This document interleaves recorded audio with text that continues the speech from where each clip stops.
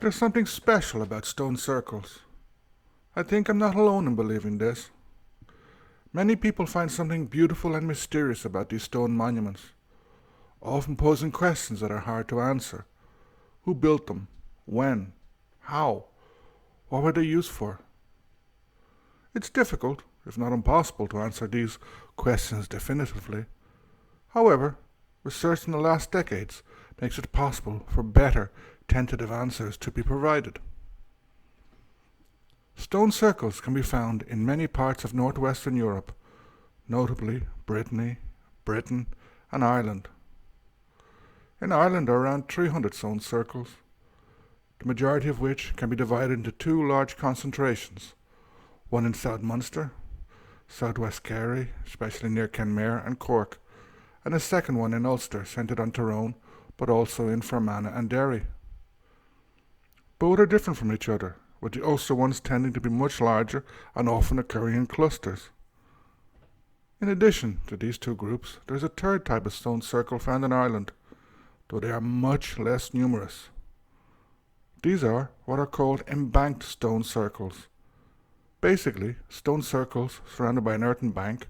Indeed, some describe them as henges. There are only 7 of this type of stone circle in Ireland.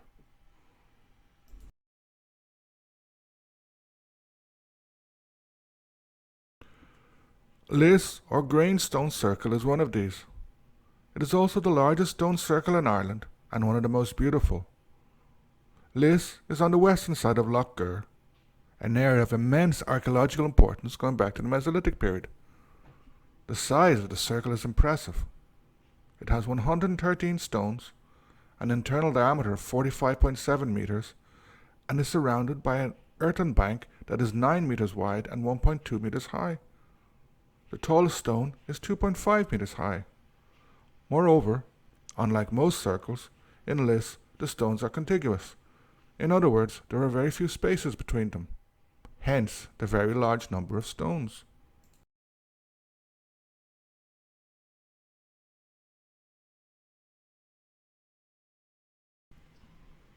However, it is worth sounding a word of warning here. According to Rose Cleary, responsible for some of the most recent archaeological work on Lios, in the 1840s it was reported that the circle had been damaged and some stones removed, while in the 1870s it was restored by Count de Salis and some of his tenants. In addition to disturbing the stratigraphy and the embankment, they also may have added stones. O'Riordan, after his excavations in the 1950s, believed that only 6 stones had been added.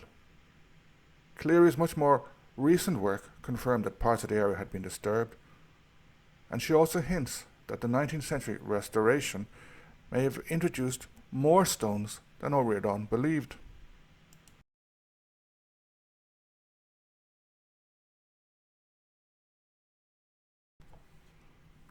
The largest stone in the circle is impressive. It's around 2.5 meters high and reportedly weighs more than 20 tons. In several accounts, it is actually said to be 4 meters high, but this must refer to the total size of the stone, including the part that is underground. It is called Rannach Croim Duibh, which according to the official government archaeological site means prominent black stone. Other accounts are less formal, ascribing the name to Crom Dubh, a supposed Gaelic god. However, Crom Dubh is also confused with myths of St. Patrick. In some tales, he is said to be an adversary of St. Patrick, a sort of demon. In others, he was a servant of St. Patrick. Crom Dubh was also associated with the harvest, and interestingly, in Limerick, the first Sunday in August was known as Day Down at Crom Dubh, or Crom Dubh Sunday. Variations of this name were found elsewhere in Ireland. Another fragment of mythology that has survived to the present is the name of a nearby hill, called Arda Lua, or the Heights of Lough. In Gaelic mythology and cosmology, Lough was associated with the harvest, as his name is now the Irish name for August, the month of the harvest, or Lunasa. The Crom Dubh stone is the centre of much present-day activity in the stone circle. This can be seen in the vast amount of offerings left near the stone. candles, rosary beads, coins, lots of coins, notes, and a range of other items, even including car keys when I visited. Near the stone, and just beyond the embankment, is a wishing tree, or a worry tree, with various ribbons and other things tied to its branches. It's interesting how a place like this can be used for different purposes over various millennia, or indeed, the same purpose, but in different ways.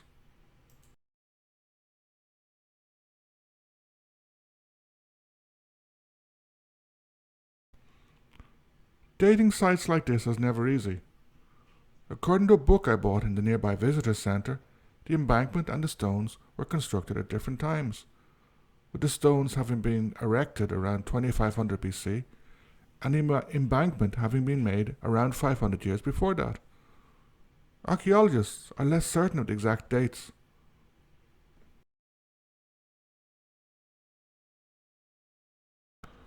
Rose Cleary shows that the site has been used going back to the middle of the 4th millennium BC, to between 3800 and 3500 BC. The embankment, though, was probably built around 3000 BC, with the stones being erected later. Due to the artifacts found, especially pottery shards, it can be said that the circle was probably built by people who used what is called grooved ware pottery. The grooved ware culture ran roughly from 3000 BC to 2500 BC, originating in the Orkney Islands before spreading through Ireland and southern Britain. Artifacts from Beaker culture are also found on the site. The Beaker period in Ireland roughly runs from 2500 BC to 2100 BC and saw the introduction of copper. Indeed, during this period copper ore was mined in Ross Island in Killarney. These artifacts mean that the Beaker people continued to use the site, possibly introducing new rituals or giving the circle a new meaning. Cleary also tentatively raised the possibility that the stones were put in place at this time. However, it is impossible to know this for certain.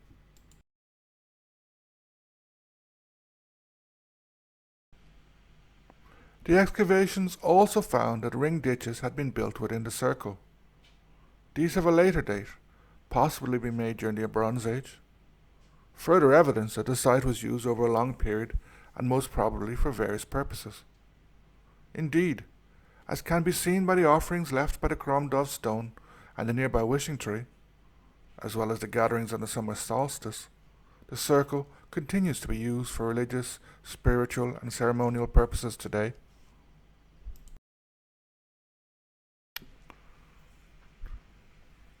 Another impressive feature of the stone circle is the entrance. Two large portal stones stand guard over a passage cut through the embankment. The sides of this passageway are lined with stones. On the other side of the circle, almost directly opposite the entrance, two stones form a sort of V-notch. One of the first people to do work on Lish was Bertram Windle in 1912. He believed that these V-stones were a way to watch the setting of the sun on Samhain, or more specifically on 8th of November. In other words, you could look through the V-notch and through the entrance passage to see the setting sun.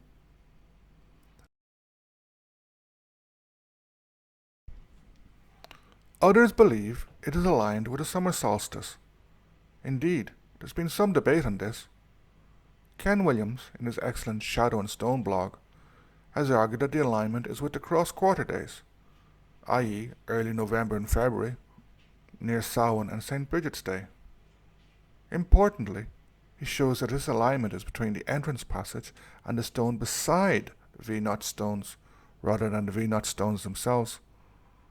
His blog post on the circle is well worth reading and explains his reasoning in great detail.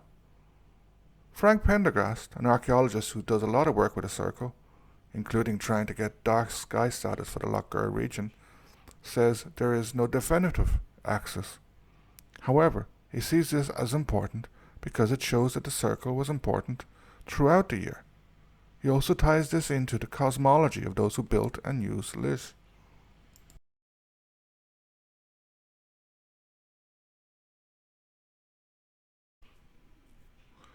O'Riordan's excavations in the 1950s produced various important findings.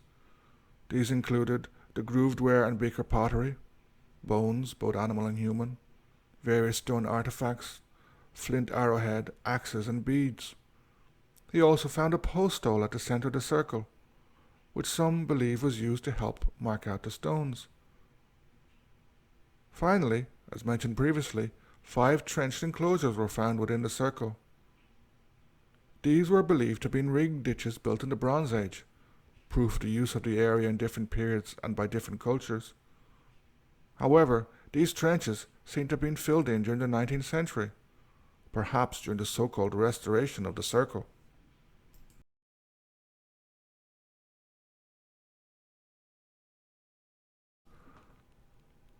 It should also be noted that the interior of the circle is raised by a little under half a metre.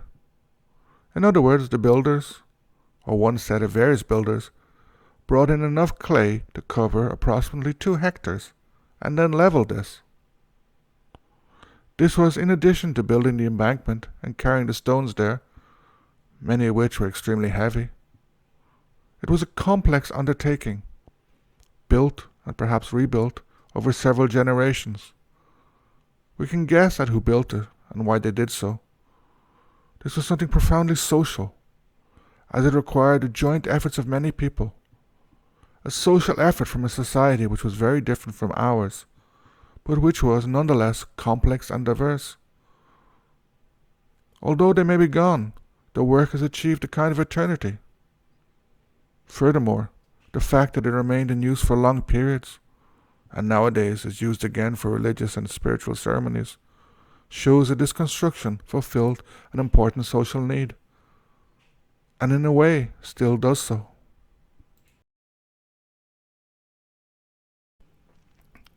Finally, it should be noted that Lios was not an isolated monument. Rather, it is part of a cluster of monuments. Indeed, its formal name is Circle B. There were 3 other stone circles nearby. The one of these, Circle D, unfortunately no longer exists. Indeed, this may have actually been larger than Lios. Also nearby are standing stones, a possible tomb, field enclosures, and a possible ancient road. As Prendergast points out, there are 49 listed prehistoric monuments in the townland of Grange, all within 2-kilometre radius of the centre of the lake. All this points to the importance of the area and make Lios even more special.